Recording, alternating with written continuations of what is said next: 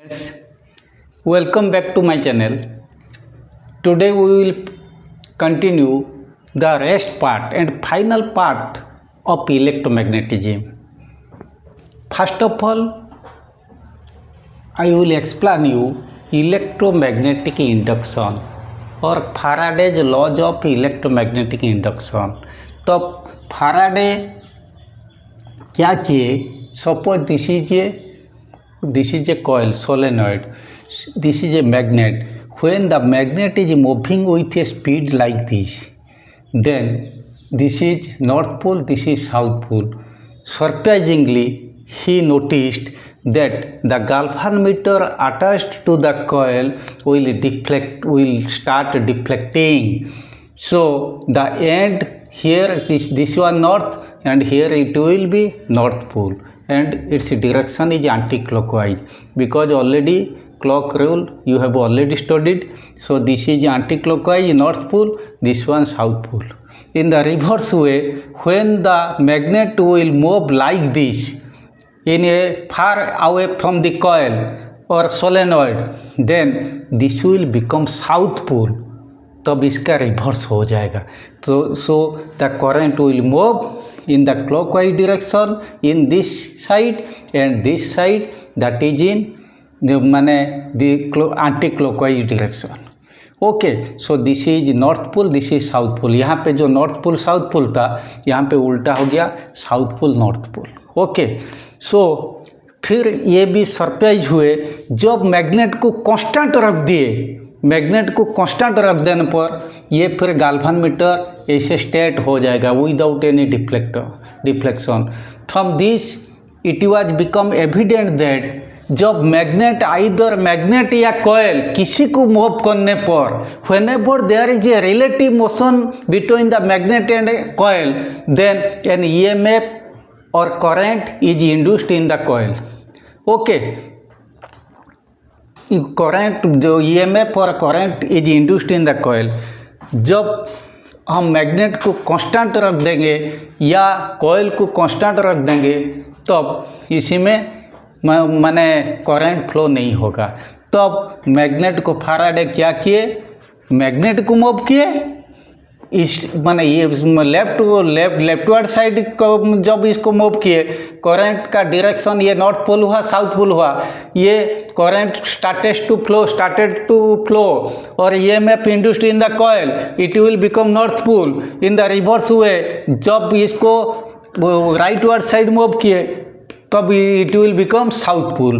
Okay, but when the magnet और coil is constant, ये constant रखने पर no current flows through the coil, that's why the galvanometer shows no deflection.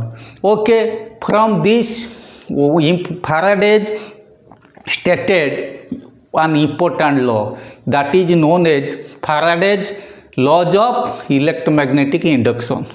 Okay, so first I will start you the Faraday's laws of electromagnetic induction. So whenever there is a change in magnetic flux linked in the coil, an EMF induced in the coil. Whenever there is a change in magnetic flux linked with the coil, an EMF is induced in the coil. देखो ये coil था, whenever there is a change in magnetic flux linked with the coil, जब इसको हम move करेंगे तो magnetic flux. So Faraday concluded from this and stated one important theory that is known as Faraday's laws of electromagnetic induction. Whenever there is a change in magnetic flux linked in a coil, an EMF is induced in the coil. Whenever there is a change in magnetic flux linked in a coil, then an EMF is induced in the coil. इसका मतलब जब there should be a relative motion between the coil and the magnet, इन दोनों में से किसी का motion होना चाहिए. अगर दोनों का मोशन नहीं हुआ और कांस्टेंट पोजीशन में रहे तब ईएमएफ इंड्यूस नहीं होगा, गाल्वानोमीटर डिफ्लेक्शन शो नहीं करेगा.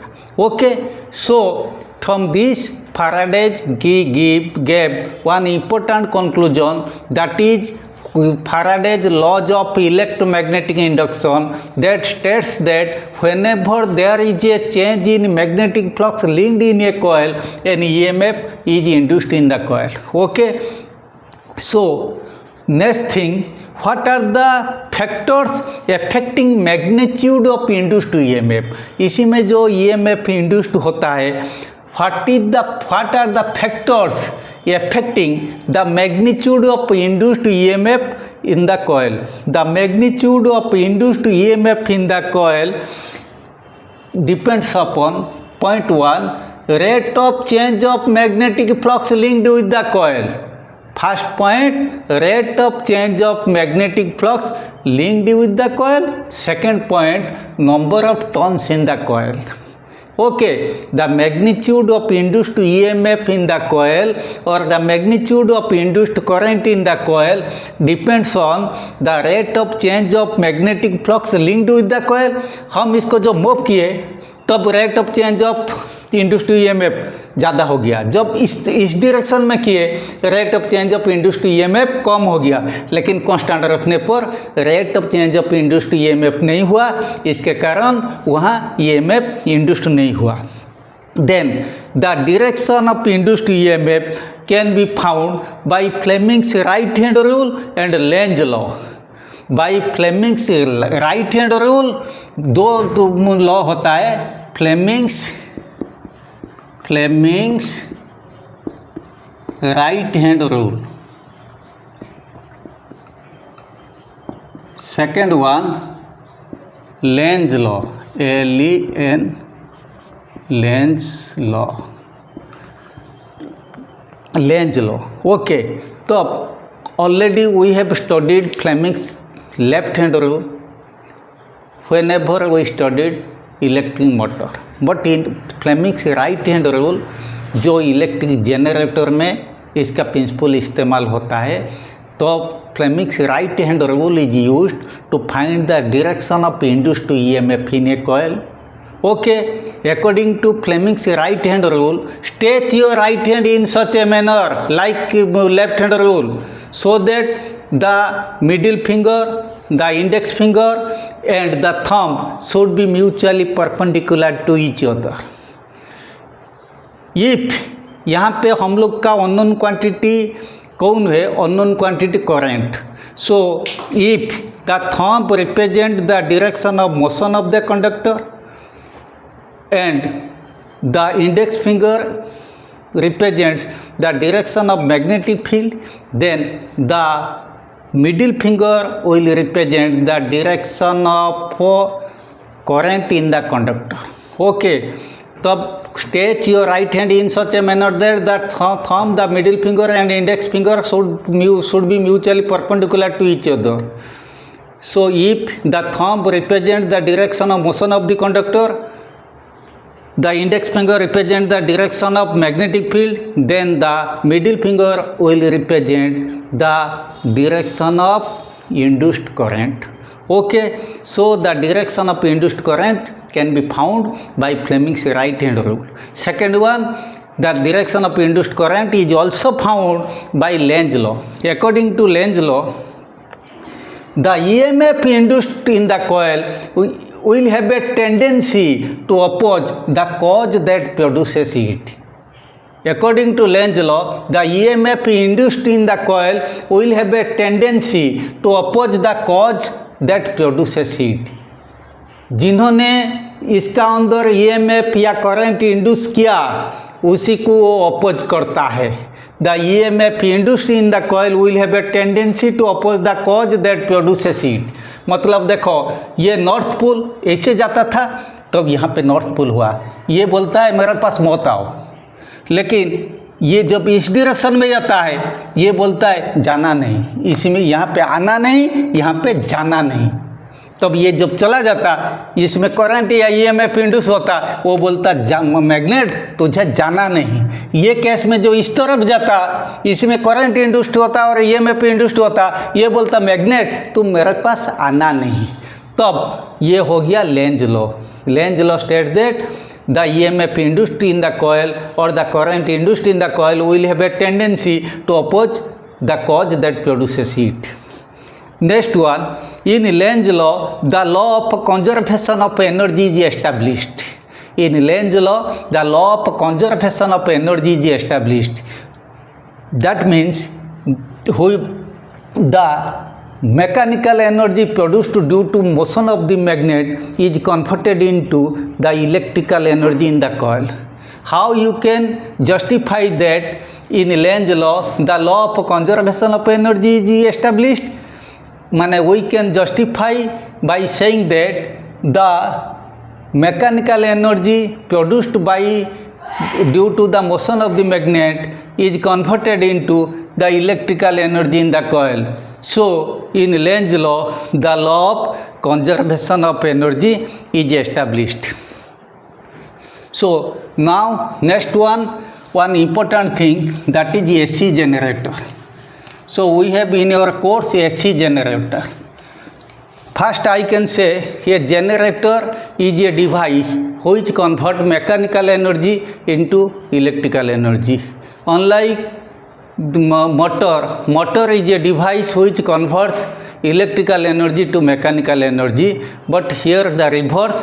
In generator, the mechanical energy is converted to electrical energy. A generator is based on the principle of Faraday's laws of electromagnetic induction, which states that whenever there is a change of magnetic flux linked in a coil, an EMF induced in it.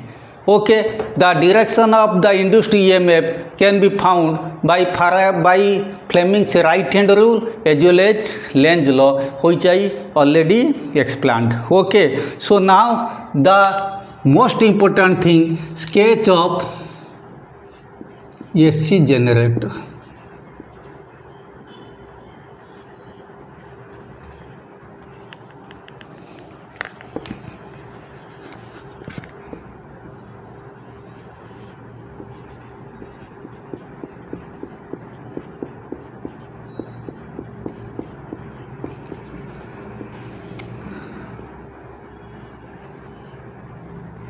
Same figure हम लोग वहाँ जो पढ़े थे motor में, यहाँ पे भी फिगर का ज़्यादातर अंतर नहीं है, तब समान है, थोड़ा सा अलग होता है।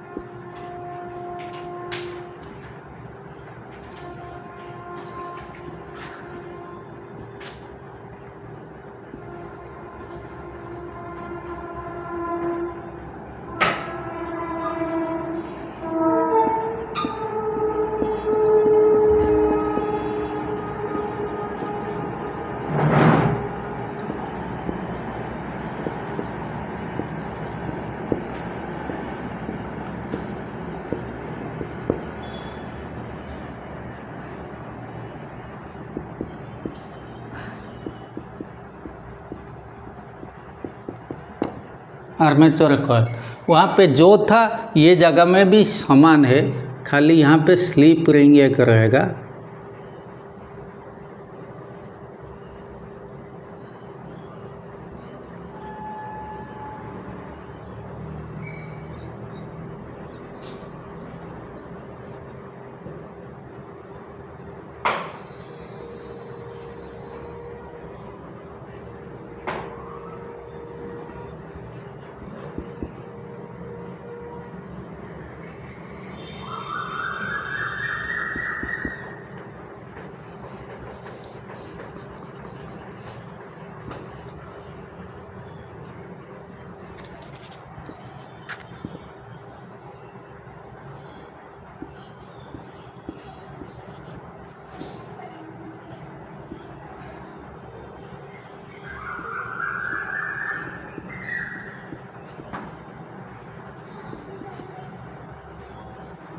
Slip ring. यहाँ पे खाली एक ही चीज़ होता है, स्लिप रिंग, ये चीज़ आना चाहिए यहाँ पे।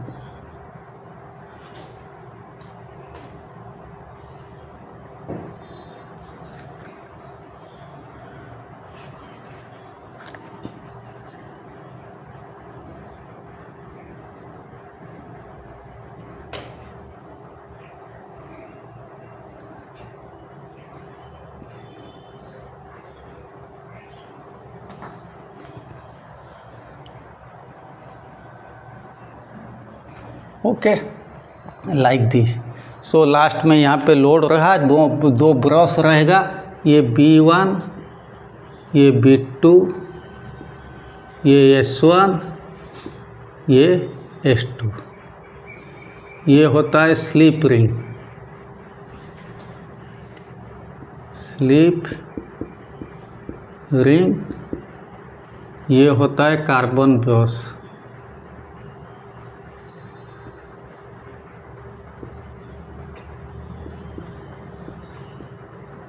ओके, तब ये जनरेटर होता है। तब जनरेटर में फर्स्ट देखो, ये जनरेटर करने से पहले ये बहुत इम्पोर्टेंट मैं थोड़ा बताता हूँ।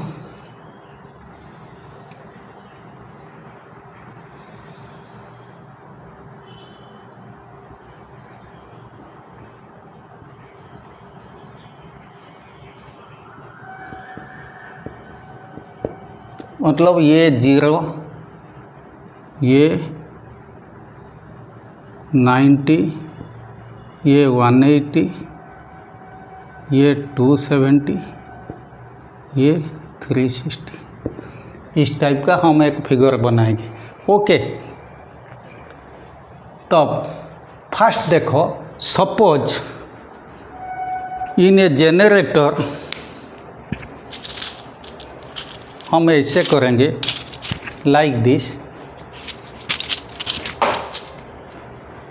सपोज ये ABCD, ये मैग्नेट, ये हॉर्सो मैग्नेट हम ऐसे रखें, ABCD, ये भी लाइक दिस। इसका मतलब the direction of magnetic field is perpendicular, the direction of magnetic field is perpendicular to the coil.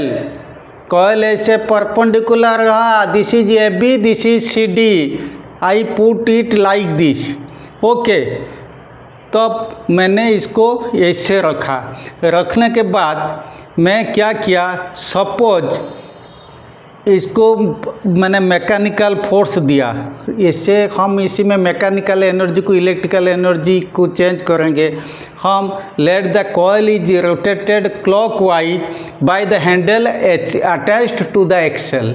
ये एक्सेल के साथ जो हैंडल अटैच हुआ, इसको हम पहले मैकेनिकल एनर्जी देंगे, क्लॉकवाइज टर्न करेंगे। हम जब क्लॉकवाइज टर्न किए, वो पहले ये भी ऐसे था, मतलब ये भी माने ये भी नीचे था, CD ऊपर में था। Okay, so you just imagine this is 0 degree. Okay, this is 0 degree. So इसको जब मैंने घुमाया 90 डिग्री, जब 90 डिग्री हुआ, ये भी फेस ऊपर चला गया, CD फेस भी ऊपर चला गया, तब the plane of the coil is parallel to the direction of magnetic field. The plane of the coil is parallel to the direction of the magnetic field. इसके बाद फिर टर्न किया मैंने 270 डिग्री, तब CD नीचे आ गया, AB ऊपर चला गया। Again the plane of the coil is normal to the direction of the magnetic field. Then फिर टर्न हुआ, तब now the plane of the coil is parallel to the direction of the magnetic field. Okay, तब यहाँ से एक important चीज़ निकलता, तब ऐसे current will flow like this.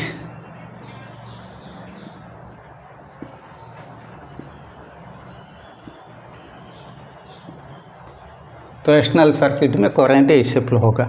यहाँ पे इम्पोर्टेंट चीज़ निष्कर्ष मिलता हमें, the magnitude of induced EMF is maximum when the coil is when the coil is at 90 degree to the direction of the coil is at 0 degree to the direction of magnetic field. इसका कहने का मतलब, मैंने कहा इसको ऐसे रखा था, इसी जगह में the coil is at 0 degree, so magnitude of induced EMF, you just one thing, when the coil is at 0 degree, ये भी नीचे ऊपर में CD, in this case magnetic flux linked with the coil is maximum, but EMF induced in the coil is 0 because ये turn नहीं करता।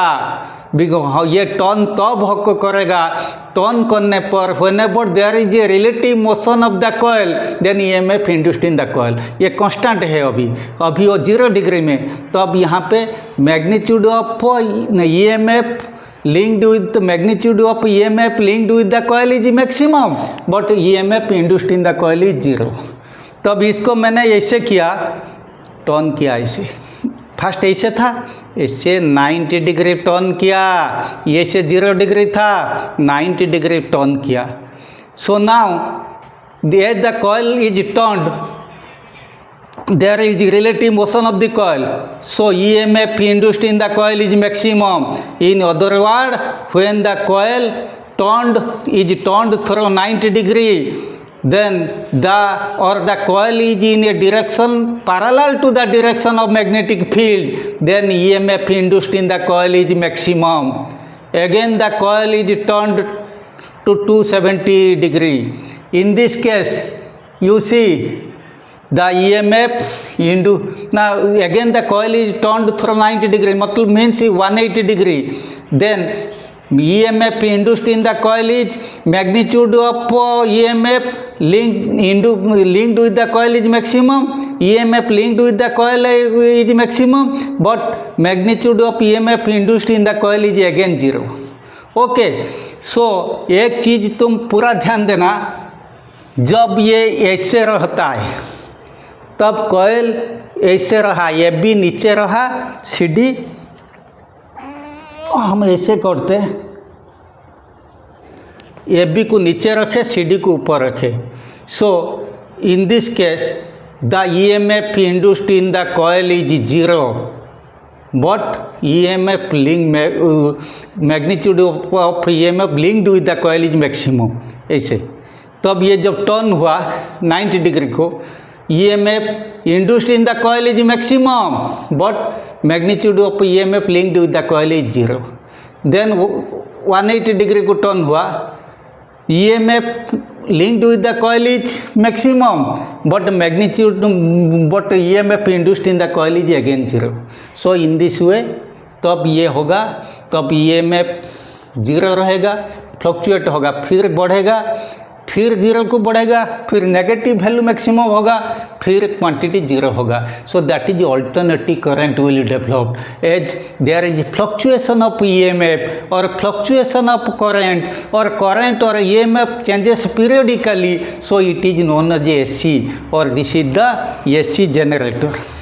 Okay, then AC और DC का बीच में तफात में बता देता हूँ। इन DC current has constant magnitude, but in AC the magnitude of current is not constant। In DC current flows in one direction, in AC the direction of current reverses periodically। DC can be obtained from a cell or a battery, AC can be obtained from generator, AC generator or AC mains। Okay, then advantages of AC over DC। AC is cheaper and easy to generate in comparison to DC। It is easy to change AC to DC। Okay, then AC can be transmitted to a long distance माने without much loss of energy। तुम जानते हो H = I²RT। जब current को हम कम कर देंगे, voltage को ज़्यादा कर देंगे, और जब वोल्टेज कम करेंगे, करंट ज़्यादा करेंगे, वो by means of transformer, then current को कम करके हम बहुत लॉन्ग डिस्टेंस तक without any much loss of energy AC को ट्रांसफर कर सकते हैं, लेकिन डीसी में ये फैसिलिटी नहीं है। ओके, देन नेक्स्ट थिंग, हम मैग्नीट्यूड ऑफ इंड्यूस्ड ईएमएफ, इसी में जो ईएमएफ इंड्यूस्ड हुआ इसका magnitude, how can the magnitude, what are the factors on which the magnitude of induced EMF depends. The magnitude of induced EMF can be increased by increasing the number of turns in the coil, by increasing the area of cross section of the coil, by increasing the speed of rotation of the coil।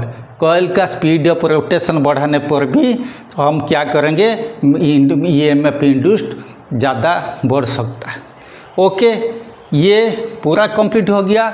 Small portion खाली रहा transformer. Transformer माने हम लोग का syllabus में बहुत दिन तक नहीं था, ये लास्ट ईयर आया, इसी में बहुत कम पोर्शन आया, ज़्यादातर हम लोग का सिलेबस में नहीं है। ये ट्रांसफार्मर इज ए डिवाइस, ये the name implies it converts low voltage AC to high voltage AC और high voltage AC to low voltage AC. This facility is not available in माने डीसी, बिकॉज डीसी में हम voltage या current को कमा नहीं सकते या बढ़ा नहीं सकते। A transformer is based on the principle of mutual induction और Faraday's laws of induction. Okay, जब प्राइमरी कॉइल में हम ईएमएफ देंगे और सेकेंडरी कॉइल में ईएमएफ इंड्यूस होगा। Okay, so this is based on the principle of mutual induction.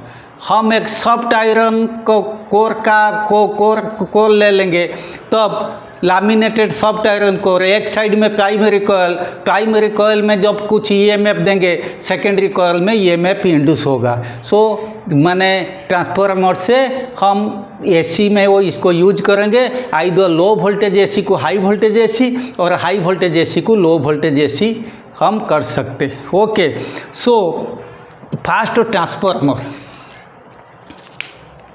very little portion is there in transformer।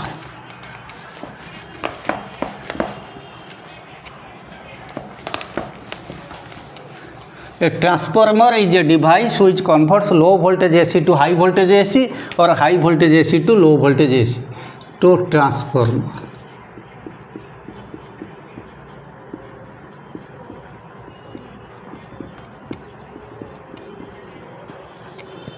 तो transformer को के लिए हम ऐसे करेंगे, जितना पोर्शन सिलेबस में खाली इतना ही करेंगे। Block diagram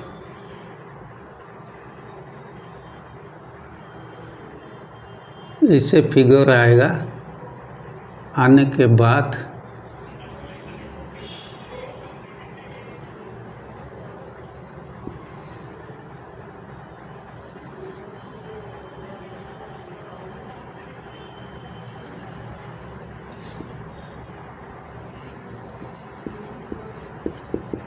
primary coil, this one secondary coil। ये होता है laminated soft iron core. Okay, तब ये ट्रांसफार्मर होता है, तब ये लैमिनेटेड कोर, इसमें सॉफ्ट आयरन लैमिनेटेड कोर है, इसका मतलब वही होता है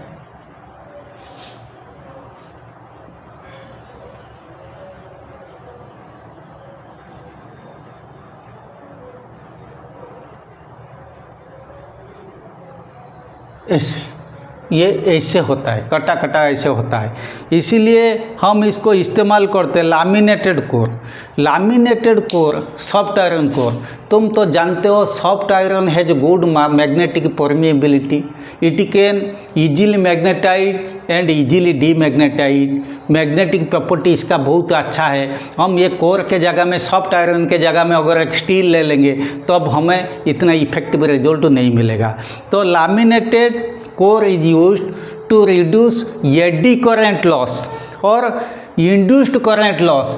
तब मैंने कहा जो प्राइमरी कॉइल को हम ईएमएफ प्रोवाइड करेंगे, तब due to mutual induction secondary coil में ईएमएफ इंड्यूस होगा।